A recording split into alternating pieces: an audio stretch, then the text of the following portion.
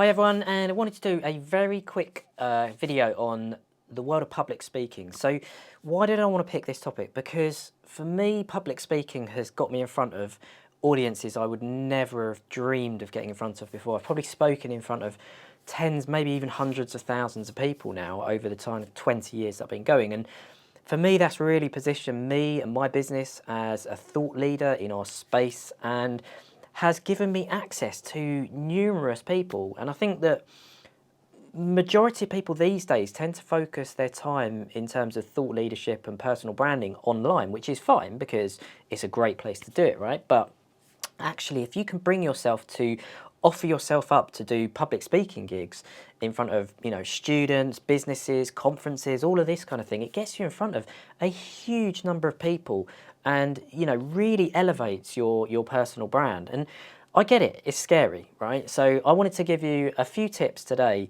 which help me when I'm thinking about this topic. And this is something that I'm going to go on to in far greater detail this year. But for me, here are a few kind of really key tips just to get you going. So the first thing I want you to think about is preparation. Preparation is absolutely critical when it comes to doing talks. You just want to be, you don't want to have to worry about what you're doing in terms of your talk. So I put together my slide decks as far in advance as I can do before an event, and I practice them probably 4 or 5 times at kind of draft level, and then when I've got them to a level where I'm really happy with them and I think they're about right, I make sure that I practice them with timings, so I'm absolutely right on the timing side of things because that's critical. Nothing worse than going well over or well under. And I probably practice another 2 times as if it's the actual event. I don't do much more than that because if you do that, I think there's a fear that or there's a risk that you could over practice, and that's probably equally as detrimental. So preparation is really critical. The other thing that I think is really critical to kind of alleviate some of the worries that you might go through are thinking ahead about equipment. So, have you got the right laptop? Do you know what projector you're going to be using or what screen? Have you got a clicker? Is it all set up? Is it all charged up the night before? All of these things take away risks of issues on the actual day. If I'm going to a venue that I don't know and I've never been to before, then I will always try and go there the day before to test everything out. So make sure that I've plugged the actual laptop that I'm using in and tested the microphone system, all of these kind of things. And because again, if you can do that, it just puts your mind at rest the night before, and you don't worry about it so much. All you've got to do is turn up the next day, and hopefully, everything will be ready. So my first point really is about this preparation. Try to take away some of the issues that you might have if you don't think ahead, basically. So preparation is number 1. Number 2, and this was a point that I remember Seth Godin saying when I went to go and see him. Seth Godin is a famous American marketeer, he's one of my guru heroes, really. And he said this term which stuck in my mind for probably 10 years now, which is slides are free.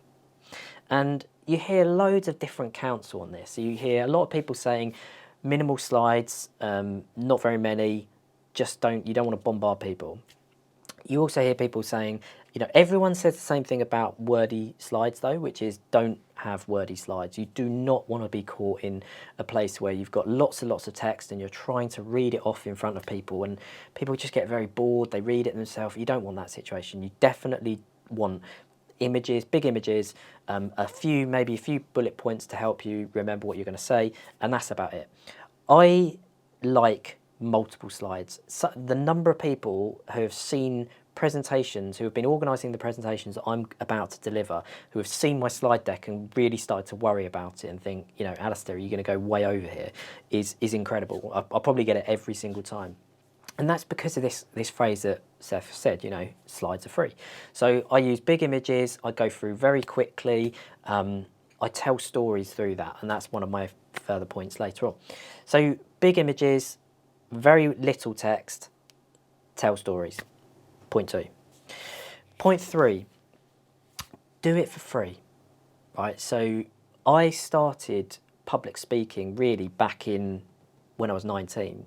Well, I was doing it at school and university before that, but I really got doing it commercially when I was about 19, 20, and I put myself in a position where I was going to a local networking event in a place called Exeter in Devon, where I'm from, and called the BNI. And the BNI allowed you to, or made you really, stand up every single week and do 60 seconds on your business. And doing that every week for 7 years as I was a member was incredible practice for standing up in front of people that were twice my age, maybe more, and telling people about my business. And I was so nervous doing that. I really, really was, especially being that young. But it made me get out of my comfort zone, and it made me good at something and really learn what works and what doesn't. So if you want to get into the world of kind of paid public speaking, then you really need to start off somewhere for free first and give away your time to get practice. And at least when you're giving it away as well, there's not the risk as well that you feel like you're being paid, therefore you need to do a good job. So if you want to get into that world where you are being paid later on, then give away your time for free first. So that's my point 3. Point 4, and I mentioned this earlier on, tell great stories. You'll find loads of blogs about storytelling online, and rightfully so, because it's just such an important, a critical part of marketing. But most people don't think about it. Most people think about telling facts and important information about their business. They don't tell stories. So whenever I'm presenting, I always try and tell a story that kind of goes throughout the whole presentation, but I also have smaller stories in there as well to tell or to get across the points that I'm trying to get across. I always start with a big story at the beginning, because that's where you've got to get people's attention. If you can get people's attention in that first few minutes, you've got them hooked for the next half an hour even. So try to create some sort of really, really powerful story up front. I often tell stories about my family to sort of show the human side to me, and it always resonates. And if you can do it with decent pictures and decent slides, then and maybe a bit of humour as well, then you'll be really onto a winner. And then finally, in backups. So think about what happens if this goes wrong. Yeah, I know it's not a nice feeling to even think about it, but things do happen. You know, what happens if the projector doesn't work properly, or your clicker stops working, or your laptop stops working?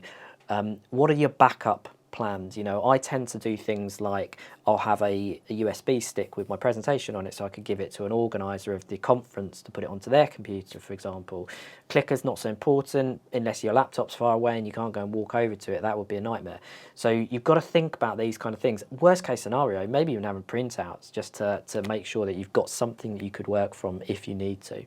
But again, it all comes back to preparation and practice, and that's where you start to get really good at this topic. So there's some 5 quick tips on public speaking, guys. Hope it's useful, and until then, I'll see you next time.